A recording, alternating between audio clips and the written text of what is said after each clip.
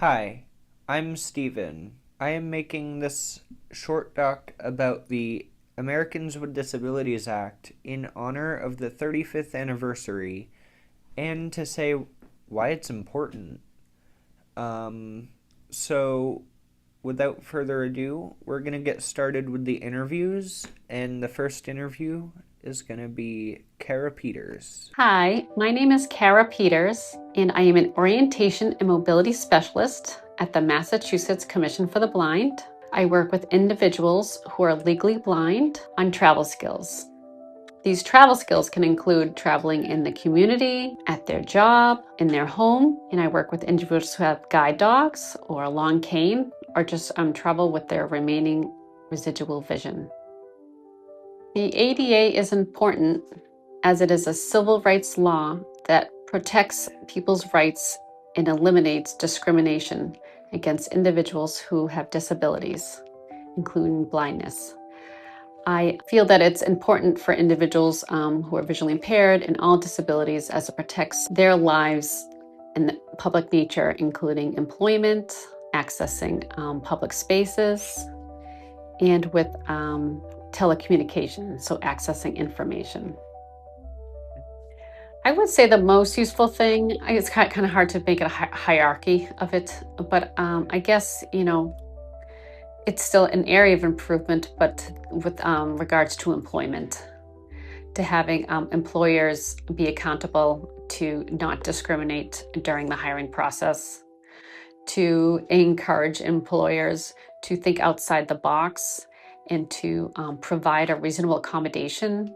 And reasonable accommodations can include just different ways that the employee will complete a task, including maybe using screen reading software, maybe kind of working in a different environment, to having braille signage and electronic documents. So I believe, the employment has been huge to open the doors for individuals with disabilities to enter the workforce with fewer barriers.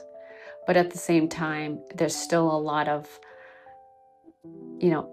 set perceptions that some employers have about individual disabilities. So being able to kind of continue to knock on that and kind of encourage people to kind of have more empathy and to learn and to have more experience with individual disabilities, to realize they're an asset and they are what is needed for their workforce.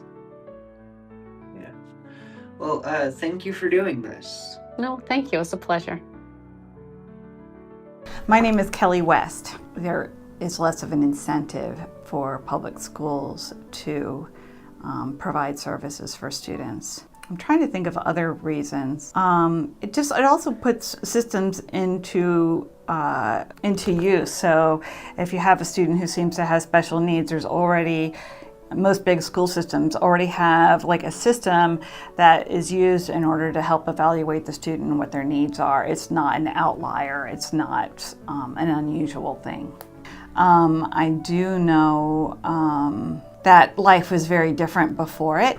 For instance, it wasn't around when I was in school, and I've seen a lot of changes since then. What improvements could be made? I think right now with the current administration that seems to be hostile to education in general, public education in general, and special needs in particular, meaning not only people with disabilities, but people who don't have English as their first language or people who aren't economically secure. Right now, things are being pecked away and rights are being pecked away, services are being pecked away, funding is being pecked away. So right now we're kind of in this legal quagmire. So there's a lot of uncertainty about what's going to be there for our students and what it means for our jobs too. I'm Steven. As someone who has a disability, I think the ADA is important because of all the independence I've been able to have because of the accessibility guidelines that the ADA has brought in. For example, on transit, I would not be able to get around by myself if not for auditory wayfinding, which was part of the ADA, low-level cars on the Green Line, the streetcar, if you're watching this outside of Boston.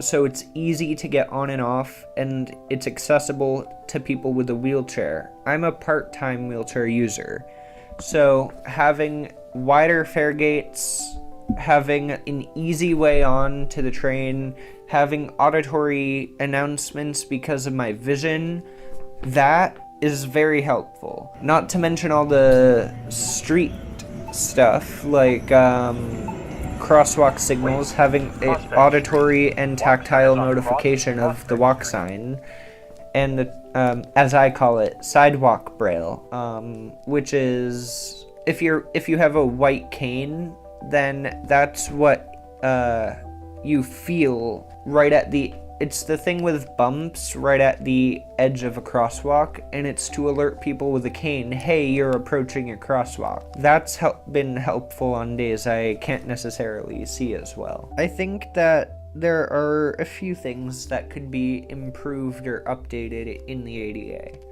I think that definitely enforcement needs to be improved.